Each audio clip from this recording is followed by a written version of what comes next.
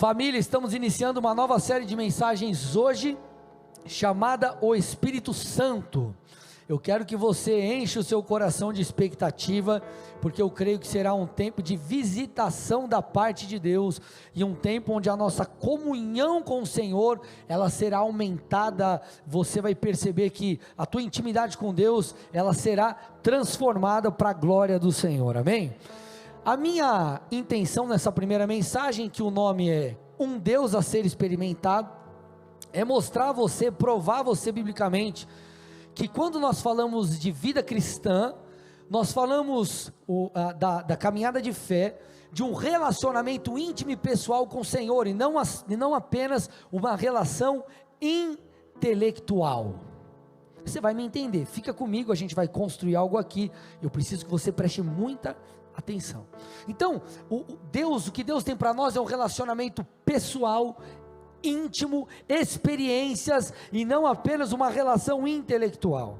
Obviamente, amado, se você é dessa casa, você sabe, a gente é penteca, nós somos pentecostais, nós cremos em curas, nós cremos em milagres, nós cremos em maravilhas, nós já provamos e temos provado de coisas maravilhosas do Senhor. Porém, existe um grupo de pessoas no meio do povo de Deus que acreditam que a vida cristã exclui nesse tempo as experiências com Deus, que é uma caminhada de fé apenas de cunho intelectual. Não há mais manifestações sobrenaturais, o aspecto devoção, essa emoção no processo precisa ser excluída. Obviamente, a minha intenção aqui é mostrar, no meu ponto de vista, que essa afirmação e essa perspectiva está incorreta, porque o nosso Deus é um Deus a ser experimentado. Vamos compreender isso. Abra comigo a sua Bíblia, 2 Coríntios 13, 13, 2 Coríntios 13, 13, diz assim: a graça do Senhor Jesus Cristo, e o amor de Deus, e a comunhão do Espírito Santo, estejam com todos vocês. Essas aqui foram as últimas palavras do apóstolo Paulo, em sua segunda carta aos irmãos de Corinto, e ele fala sobre basicamente três coisas que nós precisamos ter acesso. Ele fala sobre a graça do Filho, o amor do Pai e a comunhão com o Espírito. Eu vou repetir: a graça do Filho, a graça de Jesus, o amor do Pai e a comunhão com o Espírito Santo. Agora, que comunhão é essa?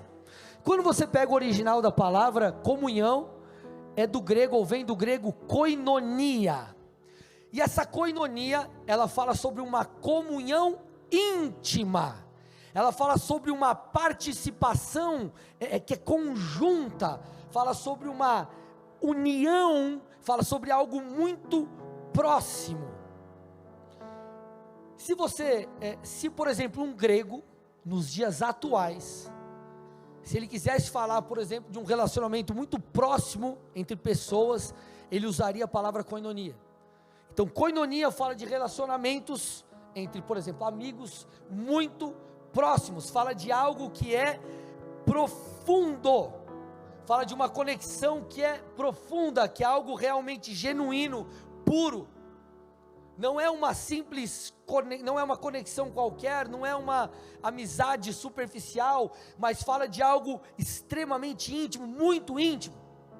E quando nós falamos dessa relação com Deus íntima, isso envolve não apenas falar, mas isso envolve ouvir, isso envolve sentir. Porque vamos lá, gente, o orar na relação com Deus, independente se você crê na possibilidade de uma intimidade com um pai ou não, ela é natural. No mínimo você vai orar para pedir alguma coisa, sim ou não? Você vai se apresentar diante de Deus: Deus me abençoa nisso, Deus me ajuda no meu trabalho, Deus me orienta aqui na minha família, ou Deus faz isso, Deus faz aquilo. Então, o falar da nossa parte, isso é normal, independente se a sua relação é superficial ou profunda com o Senhor. Contudo, quando nós entendemos a medida daquilo que Deus tem para nós, nós percebemos que é uma interação, que deve existir uma interação entre Deus e o homem, entre Deus e o homem. Em Mateus 27:51, a Bíblia fala que após Jesus morrer, o véu do templo ali, ele é rasgado de alto a baixo. O véu que separava, que dava acesso ao Santíssimo Lugar, ele foi rasgado. O que isso mostra? Que eu e você agora, por causa da obra de Cristo, temos acesso íntimo ao Pai, podemos entrar na presença de Deus. E como foi rasgado de alto a baixo, isso mostra que foi uma ação divina e não humana. O próprio Deus deu acesso. É como se Deus falasse assim: por causa do sacrifício do meu filho, agora eu permito você entrar. Então não tem a ver com mérito, tem a ver com graça, tem a ver com favor de Deus. Então nós estamos falando de um Senhor, de um Deus que não apenas nos concede salvação eterna, mas um Deus que nos dá acesso e que deseja se aproximar de mim, de você, por amor. Por amor.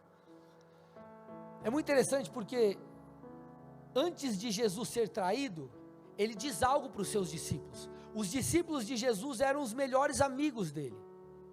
E antes de ser traído e posteriormente crucificado, olha o que Jesus disse. Lucas 22, 15 e 16. Tenho desejado, olha o que Jesus disse, ansiosamente comer esta Páscoa com vocês antes do meu sofrimento, pois eu lhes digo que nunca mais a comerei, até que ela se cumpra no reino de Deus. Então o Senhor está dizendo, em relação aos seus amigos, antes de eu morrer, antes de eu ser crucificado, antes de eu completar a obra que o Pai me designou para completar, eu desejo estar com vocês. Agora, quem são os amigos de Deus hoje? Eu e você. Aqueles que creram em Jesus e caminham em intimidade com o Pai. Então isso aqui mostra o quê? Muito mais do que um desejo de Jesus enquanto esteve aqui, de comer com seus discípulos. Isso fala da natureza e da intenção divina para com seus filhos. Por quê? Jesus, ele veio revelar o Pai.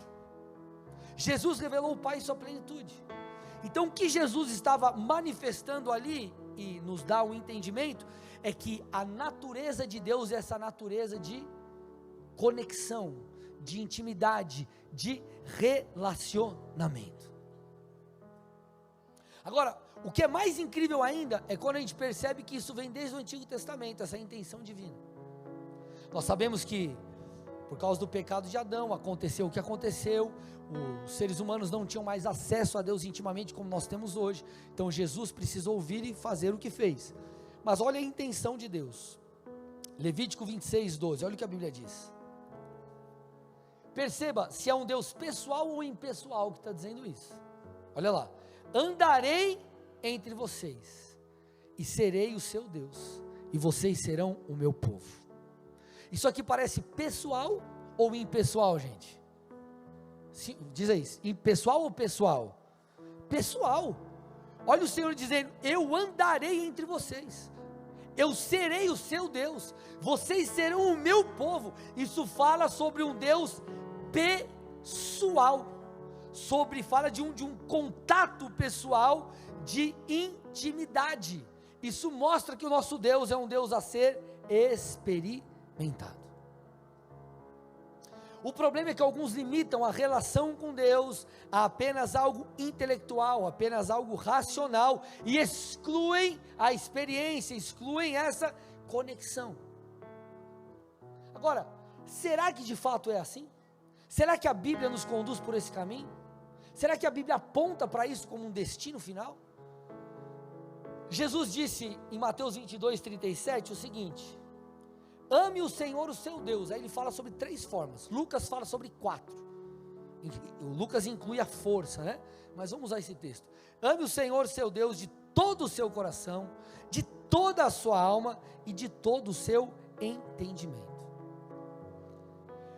O Senhor está dizendo, me ame com o entendimento, ou seja, com a tua racionalidade, com a tua fé racional, com a compreensão do Evangelho, com a transformação da tua mente, conforme Paulo diz. Mas ele vai ali e diz, também me ame com a sua alma, também me ame com o seu coração. Então as emoções precisam estar envolvidas. Salmo 63, para mim um dos salmos mais incríveis. Olha o salmo de Davi, olha o que esse camarada disse, ele estava no deserto, olha o que ele diz: ó Deus, tu és o meu Deus, eu te busco ansiosamente. Tipo, ele estava assim: Deus, eu te quero. Aí ele continua: a minha alma tem sede de ti. O meu corpo te almeja como terra árida, exausta e sem água. É como se ele dissesse: ei, assim como essa terra aqui, assim como essa área aqui no deserto que eu estou, seca, que anseia por águas, eu também anseio. Aí ele diz: a tua graça é melhor do que a vida. Ele continua: eu te bendirei enquanto eu viver, em teu nome levanto as minhas mãos. Olha a expressão, olha a paixão. E ele continua: como de saborosa comida se farta a minha alma. Ele está dizendo: a tua presença, a intimidade contigo, ela me satisfaz. E ele diz: com júbilo nos lábios a minha boca te louva. E no meu leito, quando de ti me recordo e em ti medito durante as vigílias da noite, ele está dizendo: Deus, eu vou deitar, eu fico pensando em você, fico pensando no Senhor, porque tu tens sido o meu auxílio, à sombra das tuas asas eu canto de alegria. Então, gente, a vida com Deus, ela vai além da razão. Não é apenas a tua mente que precisa ser transformada, mas é uma relação viva, é um relacionamento profundo e íntimo. Recentemente eu li um livro chamado Fogo Autêntico, e o autor, Michael Brown, ele diz algo muito interessante que eu quero ler para vocês aqui um trecho. Ele diz assim: infelizmente muitos crentes não estão atentos ao convite da comunhão com Deus, a se conectar intimamente com Ele através do seu Espírito, ao ponto do relacionamento que ele tem com Deus ser principalmente uma questão de reação intelectual fundamentada, raramente refletindo verdadeira comunhão com Ele, ou uma experiência compartilhada com Ele. O que ele está dizendo? Ele está afirmando, trocando as palavras aqui, que alguns, no seu relacionamento com Deus, exercem ou esboçam apenas uma reação intelectual. Então, está ouvindo a mensagem e o pastor está falando algo, ou está lendo algo no livro, na Bíblia, ele se depara com aquilo e ele, verdade, legal, não vou mais pensar do jeito que eu pensava, eu vou pensar agora conforme a Bíblia. Uma reação apenas intelectual. Tá certo, fui convencido. Só que ele diz que isso é apenas parte do processo. Se eu nego a experiência, se eu nego que aquela verdade que me mudou, que me transformou, mudou minha maneira de pensar, pode gerar em mim, eu tiro um pedaço da equação ali da conta. Então, a renovação da mente, ela é extremamente necessária. Eu costumo dizer que a conversão acontece quando você entende o Evangelho, quando o Evangelho faz sentido. Tenta voltar na época da sua conversão. Você entregou a tua vida a Jesus não necessariamente porque você teve uma experiência. Você entregou a tua vida a Jesus porque você entendeu que precisava de salvação. Aquela palavra falou com você, você falou: cara, eu preciso desse Deus, sim ou não? E você conscientemente entregou a tua vida a Jesus. Ali algo mudou, porque o Evangelho fez sentido.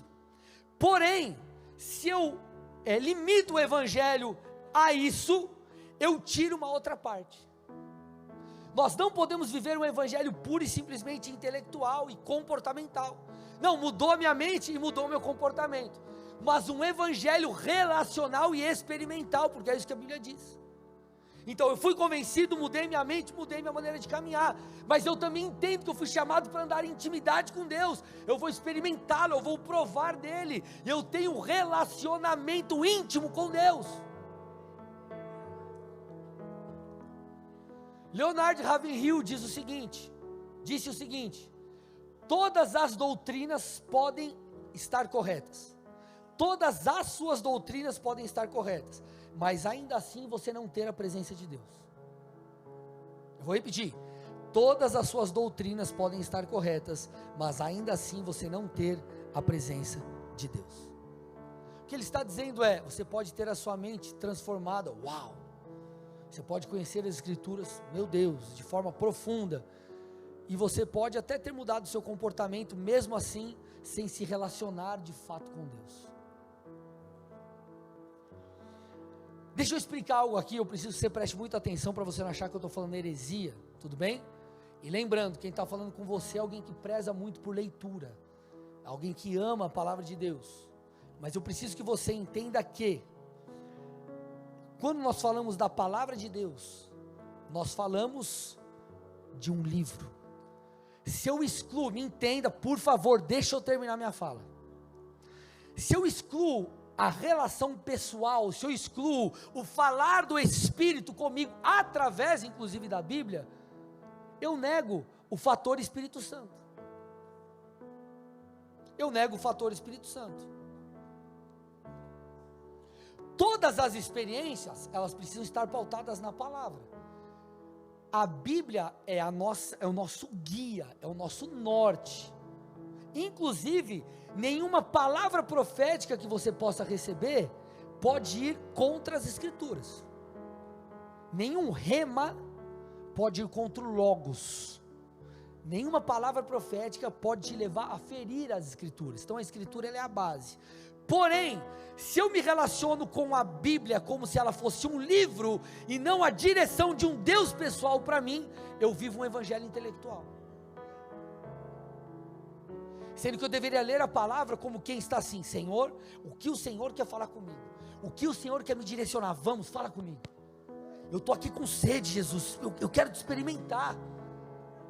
E não como simplesmente um livro de regras ou qualquer outra coisa parecida. Porque o evangelho, a vida com Deus, o nosso Senhor, ele precisa ser experimentado.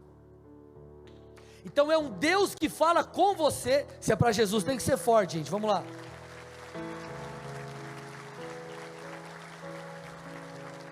Então é um Deus que fala com você através da Bíblia. Então não é uma relação intelectual, é uma relação espiritual. E é uma relação íntima, que envolve experiências. O apóstolo Paulo falou sobre a renovação de mente. O apóstolo Paulo trouxe preciosas doutrinas e fundamentos para nós. Para mim, depois de Jesus, ele é o cara na Bíblia. Para mim, Paulo é sinistro. Não tem, ele é o melhor para mim. É o que eu mais me identifico. Sabe como foi a conversão de Paulo? Não foi uma conversão pura e simplesmente racional, apenas alguém chegou e falou alguma coisa e ele, entendi, se converteu. Vamos lá, Atos 9, 1-6. Saulo, respirando ainda ameaças e morte contra os discípulos do Senhor, dirigiu-se ao sumo sacerdote e lhe pediu cartas para a sinagoga de Damasco, a fim de que, caso achasse alguns que eram do caminho, tanto homens como mulheres, os levassem preso para Jerusalém. Ponto, para aí. Paulo perseguia cristãos, e ele estava indo para Damasco para justamente perseguir aqueles que faziam parte do caminho. Que é o caminho? Os crentes, os evangélicos, esses daí. Então ele estava indo para perseguir. Aí olha o que acontece: enquanto seguia pelo caminho, ao se aproximar de Damasco, subitamente uma luz do céu brilhou ao seu redor. Ele caiu por terra. Olha lá, já uma base bíblica para aqueles que falam, o cara cai na unção, nada a ver essas coisas. Paulo caiu, então vai reclamar com ele, está aqui. Ele caiu por terra e ouviu uma voz que lhe dizia: Saulo, Saulo, por que você me persegue? Ele perguntou: Senhor, quem é você? A resposta foi: eu sou Jesus a quem você persegue. E aí continua a experiência de Paulo. O que eu estou tentando dizer para você? Paulo, ele teve uma experiência sobrenatural com Jesus, com o próprio Jesus, o mesmo apóstolo Paulo que fala sobre o renovar a mente, o mesmo apóstolo Paulo que escreveu a carta aos Romanos, que carta que você tem que ler 750 vezes em jejum e oração, para você entender. O apóstolo Paulo falando, ou aqui traz o relato em Atos 9, da sua conversão. Eu lembro da minha conversão, não sei se você se lembra da tua. Um amigo meu chegou em casa, amigo meu e do meu irmão chegou, bateu na porta lá e falou: cara, estou indo lá na Bola de Neve. Bola de Neve, o que é isso? Uma igreja e tal. Começou a me explicar, eu fiquei curioso, e eu marquei de ir. Fui, minha vida foi mudada no primeiro culto. Eu lembro, para quem conhece a igreja da Turiaçu, lá era o templo principal, né, anterior, porque lá em São Paulo tem dois, tem a Turiaçu e a Clélia. E eu estava na galeria, E eu não lembro o que foi pregado, mas eu sei que no final da mensagem, eu estava com uma das minhas mãos erguidas, em prantos, entregando minha vida a Jesus. Eu tive uma experiência sobrenatural. Queridos, sabe qual que é o nosso problema? Nós acreditamos, ou o problema de alguns, acreditam que a sobrenaturalidade da vida com Deus, ela se dá apenas no começo e no final. No começo, quando você aceita Jesus, ou no começo, quando você nasce de novo, porque algo espiritual acontece, você é regenerado, você é transportado do reino das trevas para o reino do Filho, você nasce de novo espiritualmente. Então acreditam que é apenas isso, e lá no final, quando o Senhor voltar, o corpo vai ser glorificado, o arrebatamento, e que beleza, glória a Deus. Agora no meio do caminho, acho que você exclui a sobrenaturalidade. Mas essa é uma mentira, gente. Nós servimos a um Deus sobrenatural. Eu comentei com alguns aqui, eu estive nas conferências semana passada de Londrina e Maringá, e eu estava num culto sábado à noite em Londrina com o Davi Rebolo pregando. E eu estava no canto ali, no lugar dos pastores, ele de pé, ele acabou de pregar, ele, agora fogo vai vir, não sei o que, aquela coisa, né? Vamos liberar abre a porteira aí, né? Irmão, eu estava ali, cara, eu sei que eu comecei a chorar. Eu não parava de chorar, eu fiquei para não exagerar, uma meia hora chorando. Eu sei que foi tão poderosa a visitação, que quando eu vi, eu caí no chão, perdi as forças. Aí depois, eu fiquei de pé, foi orar por mim, eu caí, parecia um tronco de árvore, assim, pá, no chão. Eu falei, meu Deus, eu achei que estava em Nárnia, cara. Quando eu olhei, só estava eu no púlpito, assim, ainda jogaram um pano rosa em cima de mim, misericórdia. Eu levantei, saí da unção lá, falei, misericórdia, está tirando. Enfim, aí eu sei que eu fui comer depois do culto, cara, eu fui comer, eu ia pegar a comida, eu quase chorei, pegando a comida, acabou o culto, o pastor Diogo terminando o culto, eu sentado, olhando assim, ele, tchau galera, boa noite, chorando, por quê? Quando o Senhor nos toca, você precisa entender isso, por vezes o nosso corpo ele não consegue, não dá conta. Por que você acha que Saulo caiu? Cara, ele teve um encontro com Jesus. Então, nós precisamos compreender que o nosso Deus é um Deus a ser experimentado. Um teólogo chamado Francis Schaeffer, ele disse o seguinte: o cristianismo não é apenas uma chancela mental da ideia de certas doutrinas. Eu vou repetir. O cristianismo não é apenas uma chancela mental da ideia de que certas doutrinas são verdadeiras. Esse é apenas o começo. Isso seria como um homem faminto sentar em frente a uma mesa cheia de comida e dizer: eu acredito que a comida existe, mas mesmo assim nunca a comer. Não é suficiente apenas dizer eu sou cristão e viver como se o contato presente com o sobrenatural fosse algo estranho e desconhecido. Ele está dizendo o seguinte: servir, amar, seguir um Deus sobrenatural, um Deus que é espírito, e não interagir com Ele, não ser tocado, e não ter uma relação íntima e próxima de experiências, é como se você estivesse diante de uma mesa e falasse: eu creio que essa comida está aí, mas você nunca comeu. Eu creio que isso aqui existe, mas você não fazer nada com aquilo. As últimas palavras registradas por Mateus em seu evangelho foram as seguintes: Mateus 28, 20. Eis que estou com vocês, palavras de Jesus, todos os dias até o fim dos tempos. Eis que estou com vocês até o fim dos tempos. Essa palavra aqui, estou, ou estar, fala sobre estar presente. É como se o Senhor dissesse: ei, eu estarei presente, perto, me relacionando com cada um de vocês. Mas pastor, Jesus morreu. Sim, por isso que ele falou: eu enviarei o Espírito Santo, e ele habitará em vocês. Então o Senhor diz: a minha relação com vocês é uma relação próxima por meio do Espírito, é uma relação íntima, profunda, koinonia, e não algo superficial. Quando um anjo do Senhor aparece a José, esposa de Maria, enquanto ela estava grávida do Senhor Jesus, ele aparece e diz o seguinte: para esse camarada. Fala assim, ó: ora, isto tudo aconteceu para se cumprir o que foi dito pelo Senhor por meio do profeta. Mateus 1, 22 e 23.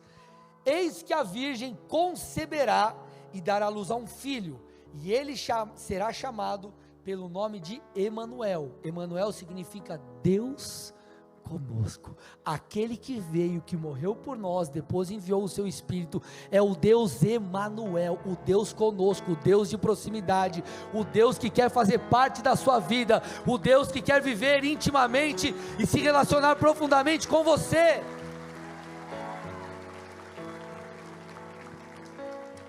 Entendidas essas coisas, gente, nós corremos um grande risco se nós acreditarmos que basta uma relação intelectual com o Senhor.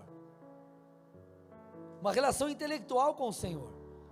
Nós precisamos entender que vai além da mudança de mente, vai além daquilo que a verdade de Deus produz em nós, vai além. Nós precisamos caminhar em intimidade, experimentando, desfrutando do relacionamento com o Senhor. Olha que interessante, põe para mim Mateus 22, 29, por um texto aí, Renan, Mateus 22, 29. Gente, esse texto é incrível. Olha o que Jesus falou para os saduceus. Isso aqui é poderoso demais. Olha o que ele disse: o erro de vocês está em não conhecerem as Escrituras, nem o poder de Deus. Ele fala de duas coisas: de não conhecerem as Escrituras e também não conhecerem o poder de Deus. Gente, quando Jesus fala isso, ele não está fazendo um discurso e enchendo linguiça. Não entende as Escrituras, nem o poder de Deus, e começa a falar um monte de palavra bonita para ficar enchendo as pessoas de coisa. Ele disse o que ele queria ter dito. Ele disse o que precisava ser dito. E ele falou o quê? Vocês erram, porque não conhecem as Escrituras, nem o poder de Deus. Qual é a aplicação direta para nós aqui? É como se ele dissesse: vocês erram, não conhecendo ou não tendo a mente transformada e não tendo experiências com Deus. Logo, ele está dizendo: você precisa ter os dois. Não basta conhecer apenas as Escrituras, não basta ter esse conhecimento a nível moral e tua mente ser transformada, o teu comportamento, mas você também precisa conhecer o poder de Deus. Então vocês erram quando excluem as duas coisas, ou uma ou outra. Você precisa seguir ou viver as duas, conhecer as Escrituras, ter a transformação moral, a transformação do seu comportamento, mas você precisa também provar do poder de Deus, as duas coisas. Agora, sabe o que é mais interessante?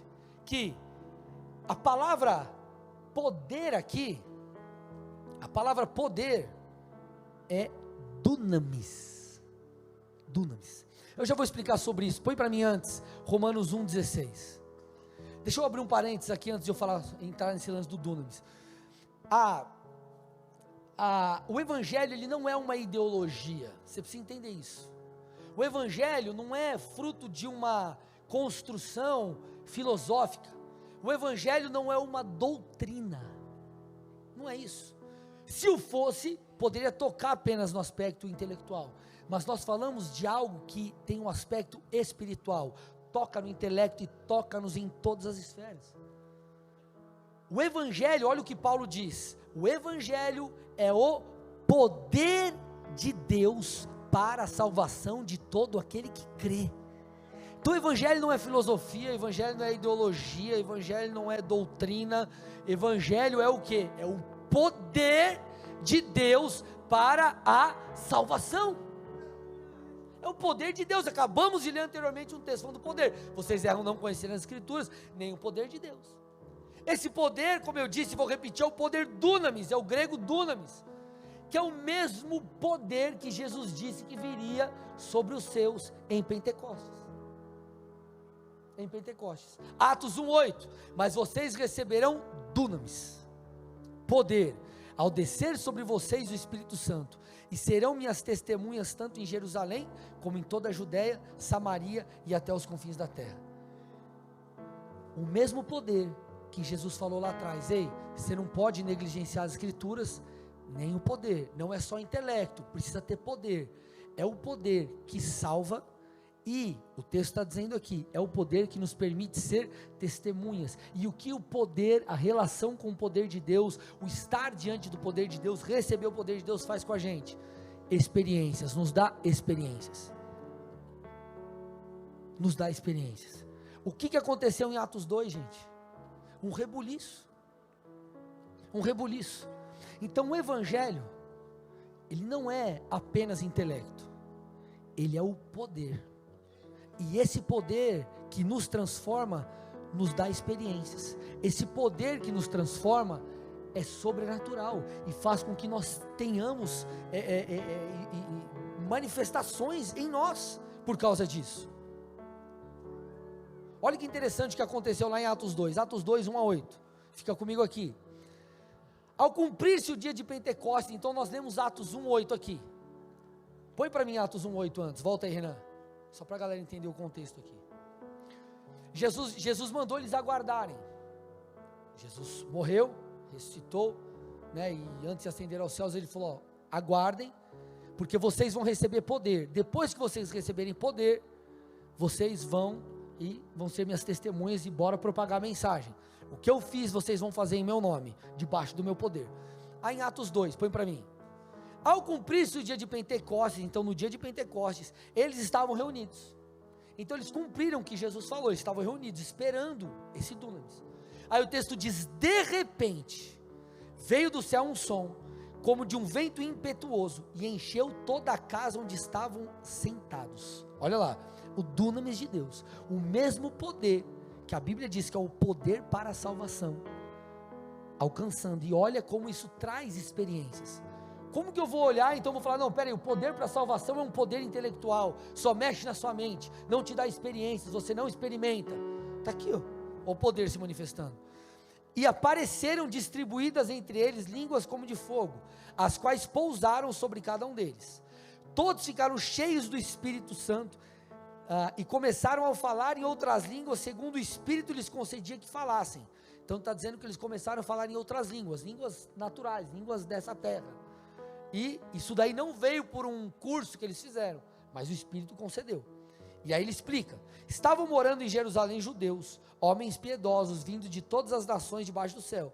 Assim, quando se fez ouvir aquela voz, afluiu a multidão, que tomada de perplexidade, porque cada um os ouvia falar na sua própria língua, estavam atônitos, e se admiravam dizendo, vejam, não são galileus todos esses que estão aí falando? Então como os ouvimos falar, cada um em nossa própria língua materna? Dunamis de Deus veio, experiências sobrenaturais aconteceram, porque nosso Deus é um Deus de sobrenaturalidade. No meio do sobrenatural, vidas são tocadas, o poder de Deus se manifesta e vidas são salvas. É o poder de Deus para a salvação de todo aquele que crê. O nosso Deus é um Deus de sobrenatural, ponto. Não é apenas razão, é sobrenaturalidade. Aleluia.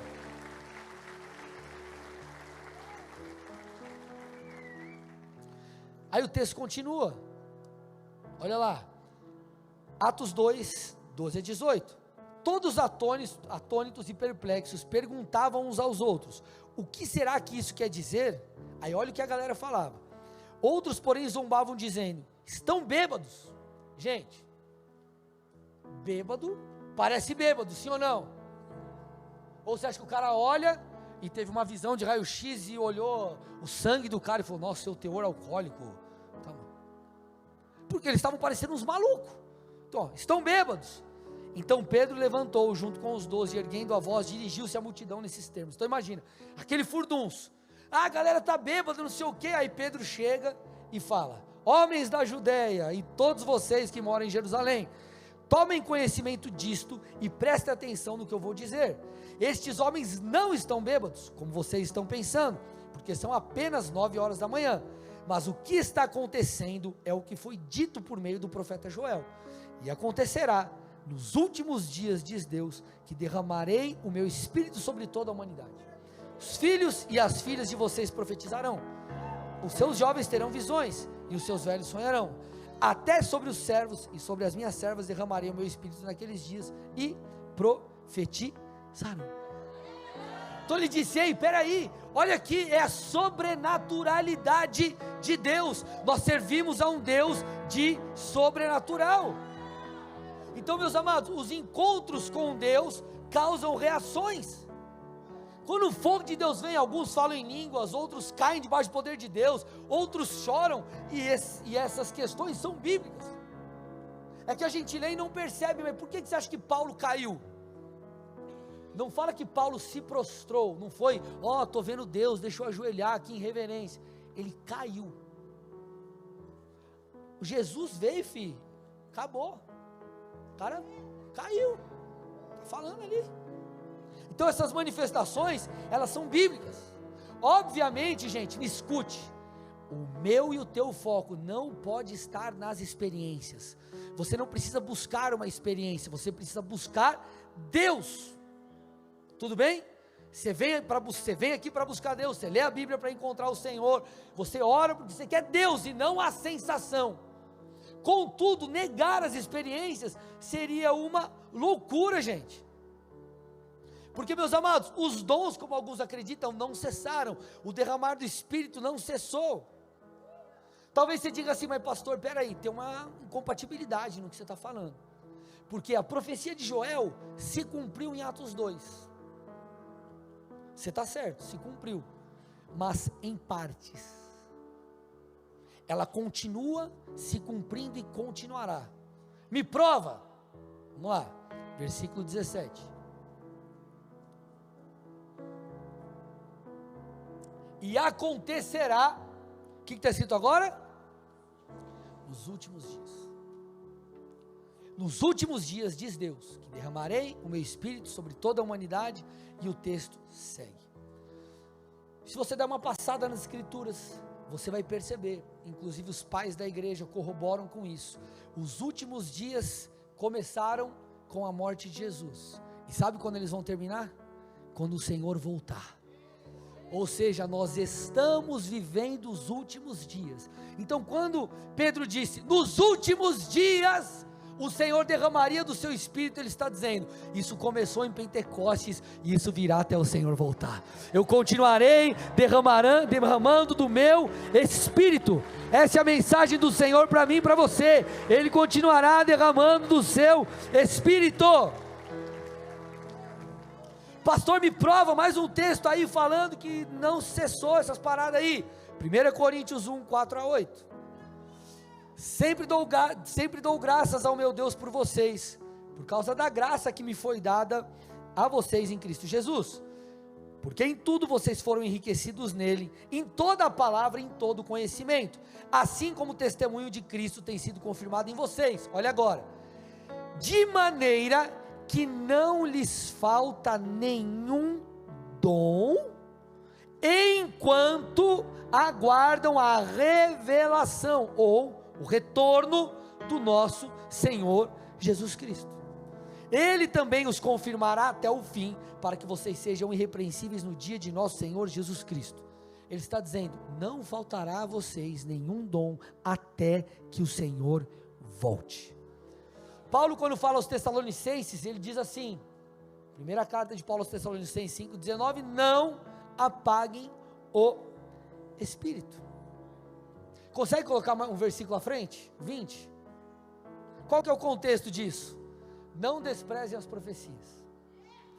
Então o que ele está dizendo? Ele está mostrando aqui, que se nós negligenciamos as profecias, logo o dom ou os dons, nós apagamos o Espírito.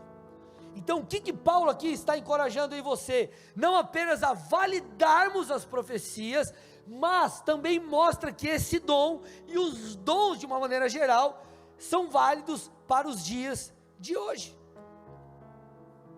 Você não vai encontrar em nenhum texto no Novo Testamento afirmando que o derramar do Espírito deveria durar apenas alguns séculos ou algumas décadas, e também que os dons foram apenas para confirmar a mensagem dos apóstolos. Nosso Deus é um Deus a ser experimentado, e sabe como nós sabemos disso? Nós sabemos disso pela prática. Quantos aqui não foram visitados por Deus? Quantos aqui já não receberam e têm fluído nos dons? Quantos aqui já não foram curados? Então a vida com Deus envolve intimidade, envolve devoção, envolve dons, envolve experiências. Você não as terá sempre, mas isso não quer dizer que você não deverá tê-las, ou não deve buscá-las, ou esperar por elas. É uma relação racional, mas uma relação também experimental. Eu estou fechando a mensagem aqui, gente. Agora, por que é importante falar isso para vocês? Porque nessa toada alguns alegam que esse lance de devoção, dessa paixão desenfreada por Jesus, dessa parada às vezes meio extravagante aí, enfim, é fruto de maturidade. É como se fosse assim, peraí, esse negócio de ficar gritando, pulando, dando glória, né, falando terra, essas coisas aí, é fruto de quem é novo na fé.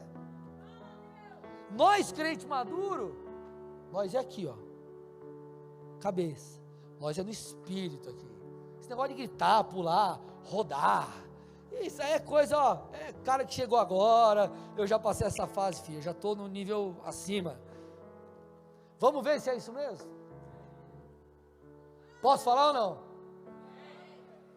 Deixa eu tomar uma água, que essa é forte.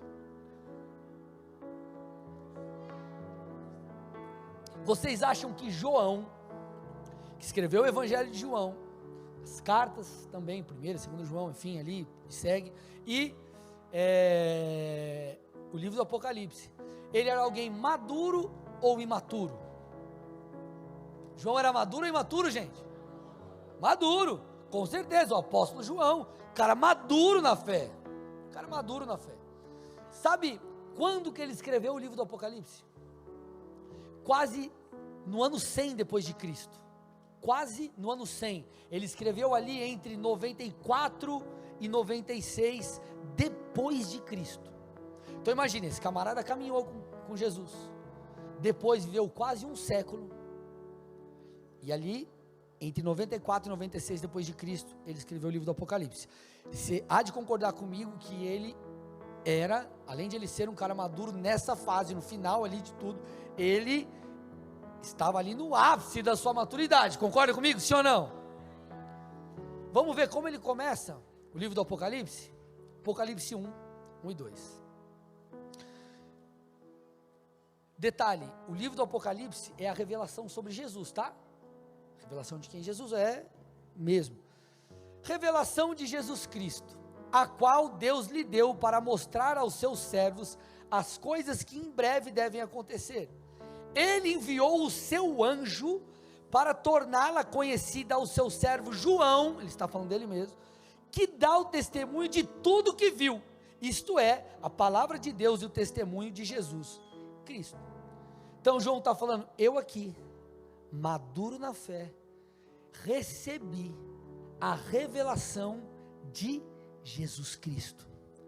Deus enviou um anjo para tornar tudo isso a mim conhecida, e eu atesto, eu testifico que isso é verdade. É só você dar uma lida por cima no livro do Apocalipse, você já vai perceber cada experiência sobrenatural que ele teve, porque ele estava ali relatando tudo aquilo que ele via.